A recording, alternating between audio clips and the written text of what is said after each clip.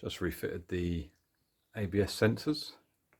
Decided to use the originals just to keep the cost down because they're quite expensive, and because we did manage to successfully extract them without too much damage, just a bit of chewed upness.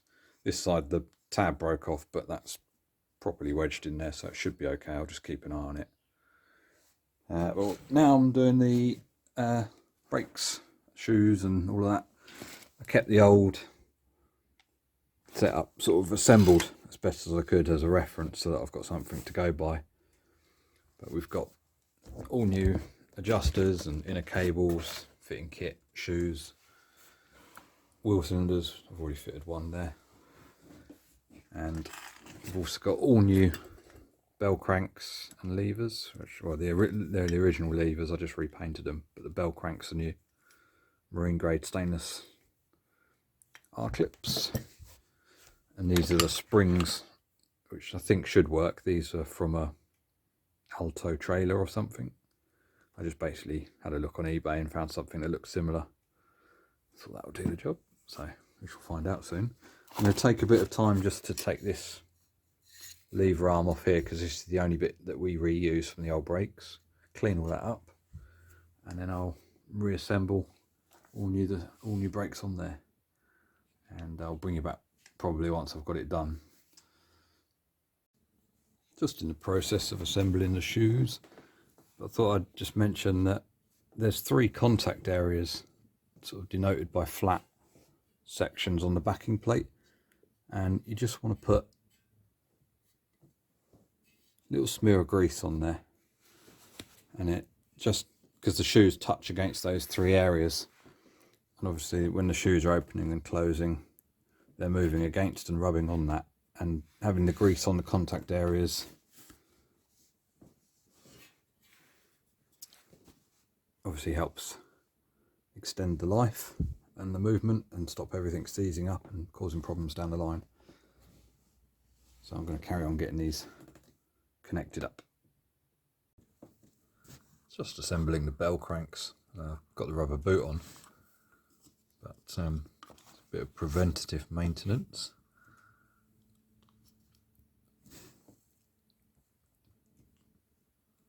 I say we squirt proverbial shit ton of grease in there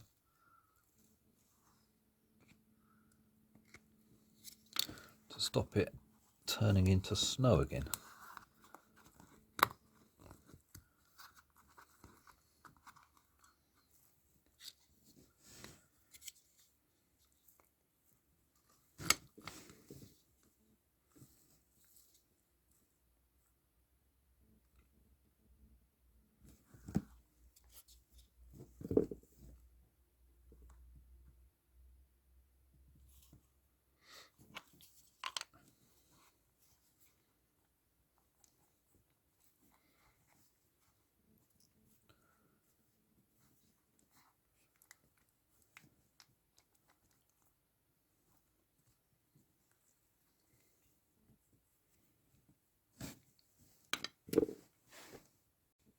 That's both sides, shoes and linkages and all that assembled.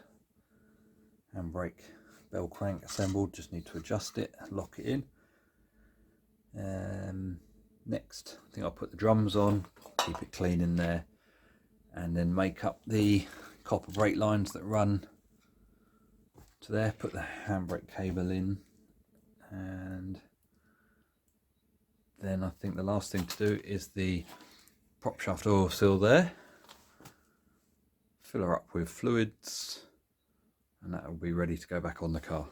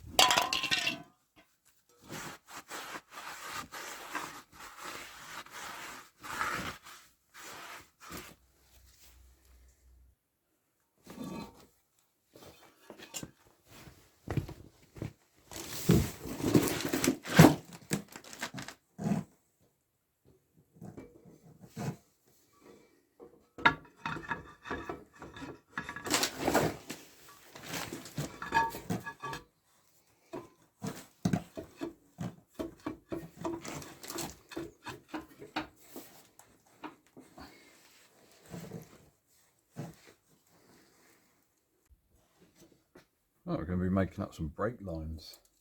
Most people get quite daunted by doing this. Well, I say most. A lot of people have sort of never done it. It is quite a daunting thing. But it's really not too bad. Grab yourself a brake flaring tool. This is the type that clamps in a vise with a lever. And I've brought quite a basic kit that only has like 3 bits on it and 2 dies, but really most stuff is 3/16 with a concave or a whatever end on it, so it's basically all you need. You can buy the dies and stuff separately if you do need them. This one is labelled 3/16, 4.75 mil metric equivalent. And I've got some brand new Cupro nickel brake line and some new ends. I always go for the extra long ones because that way you've got more thread and you know that it's going to thread on and bottom out and you're not going to run out of thread, and it just means you'll have a bit of thread showing rather than sort of the conventional short ones. This is the old fitting that I had to cut off because that was completely seized in the wheel cylinder, and we're basically trying to replicate that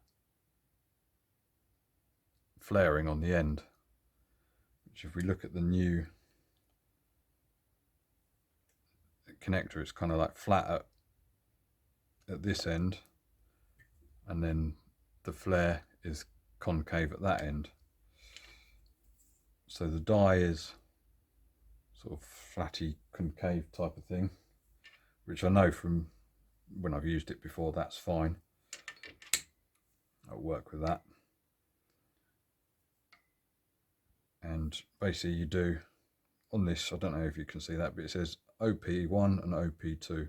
Don't know if that stands for operation 1 or operation 2, but you do number 1 first, then you turn it to number 2 and you do that, and that will give you that end. I had to refresh myself because I haven't done it for quite some time, so I got a bit of spare brake line and I just played around and basically just did what I said, and that's what it gives you, and that is exactly what we need, which is the same as that. So we're going to do it now for real on the nice shiny new brake line. 2 things to do: get yourself like some of these little needle files. These are really handy, and you want to make sure that the brake line is nice and straight so it sits in the die. You want to make sure that you've cut it nice and true, and you want to make sure that there's no little burrs. So just with your little round needle file,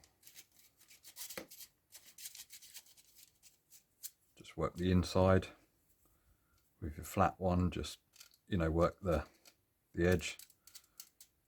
Make sure there's no burrs on there. You can always use some sandpaper and do that. So I'm going to take a minute and just clean up that end. I mean, it's pretty good, but I'm just going to clean it up a little bit more, and then we'll start making a brake line. Okay, I've just cleaned up the end. We've got it nice and straight, as straight as we can get it. And we want to put it in the die so that it is basically level with the end of the die. I tend to go about a fraction of a mil over, and then put the top bit on, shut that down and do this up nice and tight. If you don't do this bit up tight, it will just push the hose out. Then make sure your die, just test it, make sure it lines up. Make sure the little nipple goes inside. Those little nipples are just a guide to the inside of the tube, and then it's the outside bit that actually does the work. So we've got it on OP1 3/16, and then we'll go to OP2 which is also 3/16 and everything else. So just put it in.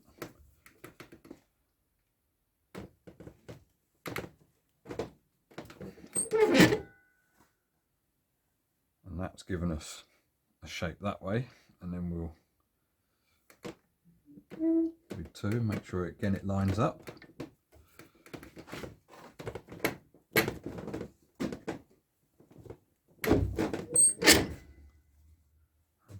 Pull it round, and that should do. They tend to get stuck in the die, so you have to sort of fight them off. And there is our end. Now, a common mistake a lot of people make is that people forget to put their ends on. Now, luckily, I can put it on the other end, but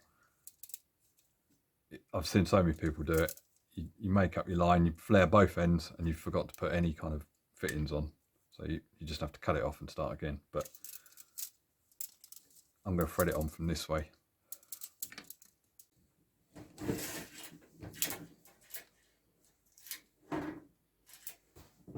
Alright, so I'm going to start on this side, and I want it sort of to come out, go down, follow under here. There's a point here where you sort of hold it in with a P-clip, and it's just going to travel along and go to that T-piece union there. So I'm just going to sort of start bending it how I want it.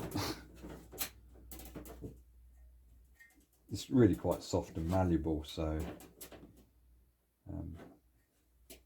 it's pretty easy to bend.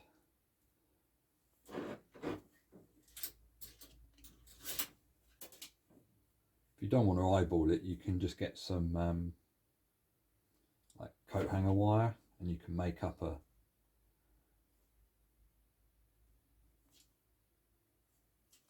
you know, like a template, especially if you've got to do a load of complex stuff.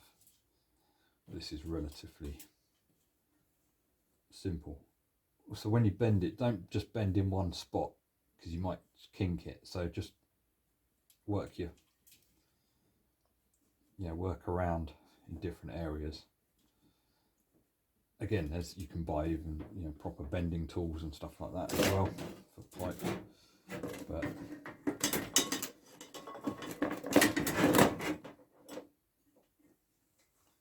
that's kind of what I want. So I'm just gonna get that started there.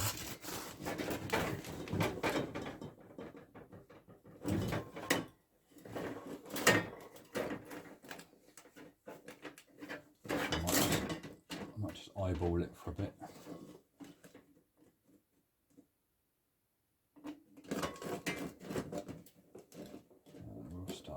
We'll put a bend in there.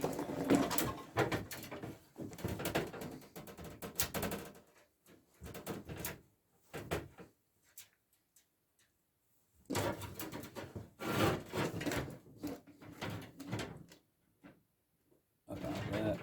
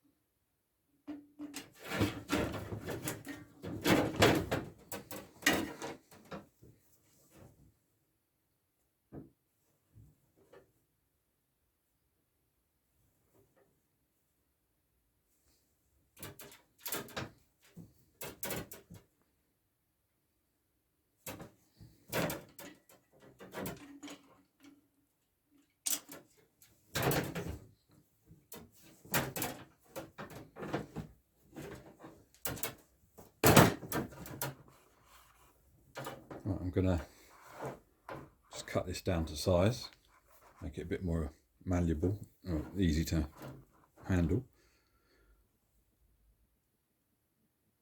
I've just been working away and bending it.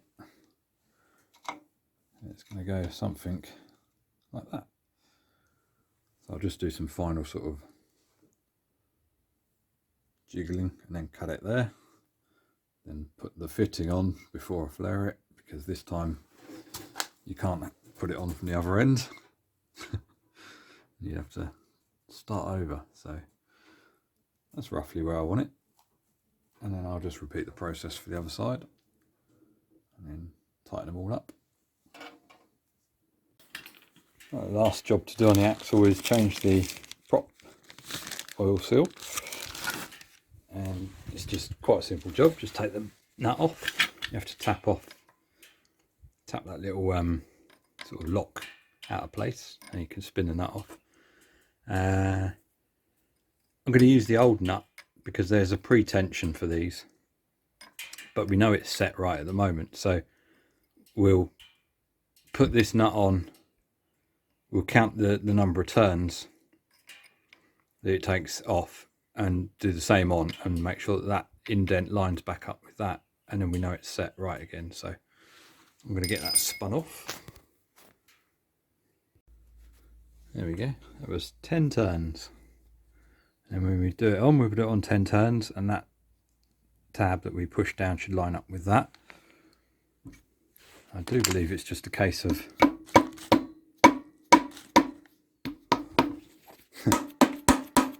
tapping it off.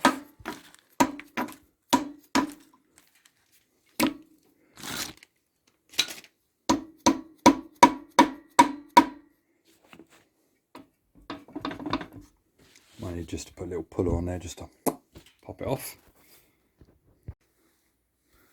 Doesn't take a lot of force. Sometimes they'll just tap off, but just got a puller.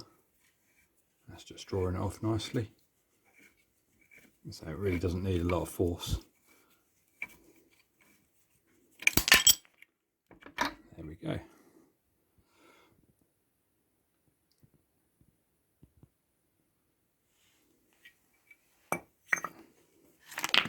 So this is our seal, which is leaking and crusty. I'll probably have to use my little special seal puller that I made to get that pulled off of there. I'm going to take a minute to have a little look at it.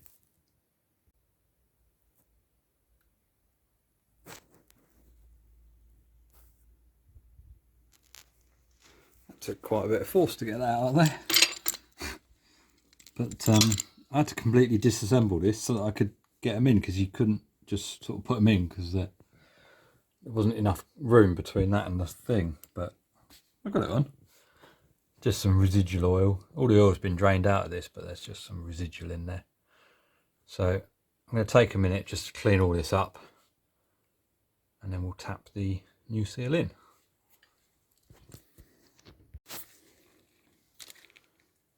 There's an easy way of getting these seals in. You can use a race or, a bearing sleeve, just undersized, and tap it in. Or you can pop it on the bit that came out, like so.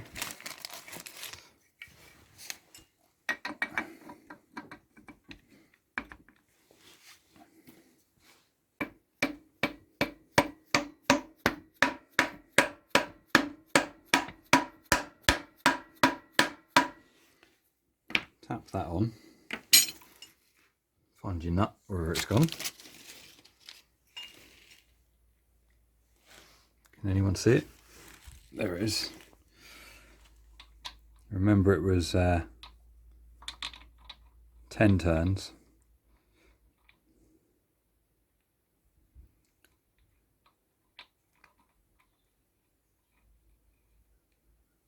Right, so that's there. So we'll count 10. 1, 2, 3, 4, 5. I have to do it with the spanner, so just find a reference point like the number 30. Right, 30's up, so we're up to 5. So I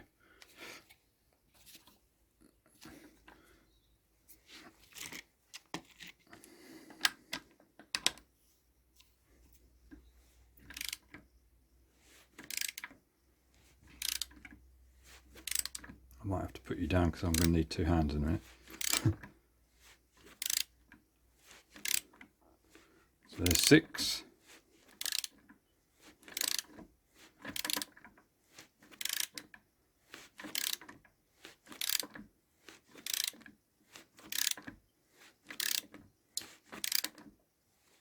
Seven.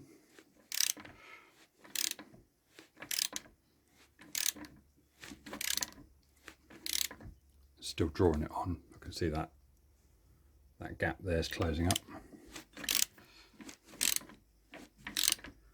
There's 8.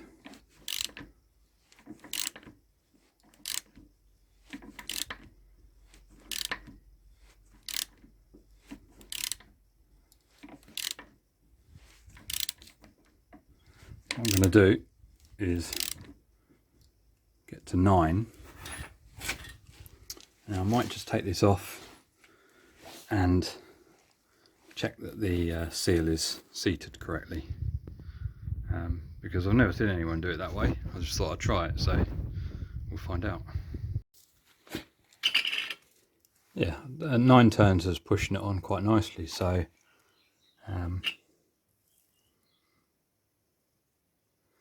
I don't know if 10's going to push it on all the way, or whether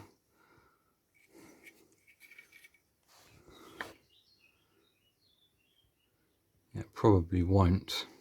It might do. It's really hard to tell.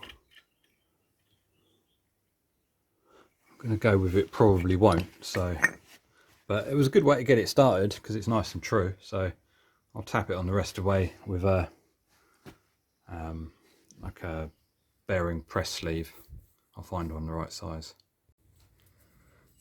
There you go. I think that's a good size.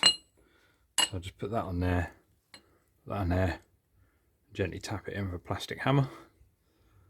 And there's like a little lip in there, so as you're tapping it in, you'll hear the note change when it seats fully onto that lip.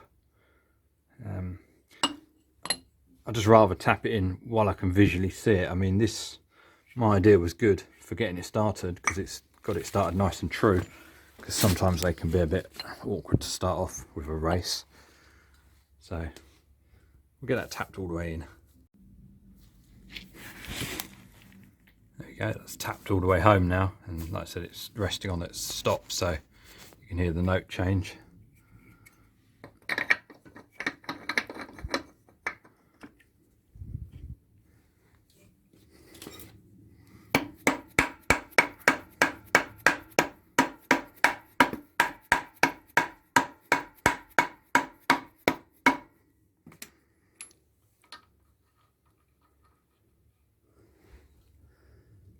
So do I nut up 10 times? 2, 3, 4, 5, 6, 7.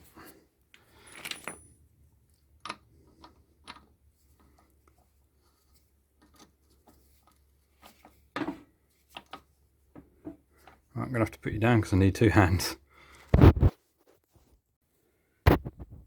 And all back together, and just staked down the little locking tab again. So it's exactly the same preload as it was before. Now it's got a new ceiling. So everything's pretty much done on the axle now. I'm probably going to put the wheels back on just to I need those axle stands for something else, that's one reason. But it means I can roll it around and stuff now. It's not quite ready, the car's not quite ready to have this back on yet. I've still got to do all the needle scaling and painting of the chassis, but axle and fuel tank all painted and restored and all nice new bits. Bit of a difference to when we first started.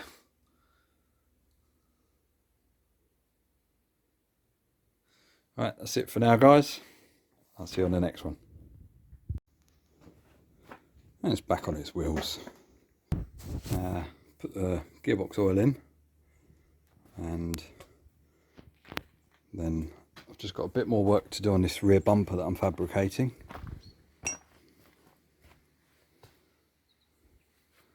I'm just going to cap off the ends and grind down some of the welds. I've already put some gussets in.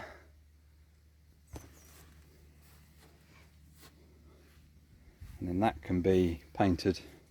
That'll get a base coat of rust encapsulator and then the 2K Raptor liner.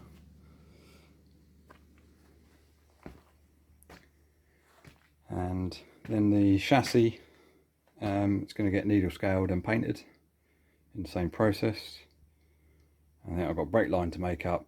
I'll fit the fuel tank, fit the axle, fit the new link arms and anti-roll bar and all of that malarkey. And adjust the brakes, connect everything up, and go for a test drive. Right, that's it for now, guys. I'll see you on the next one.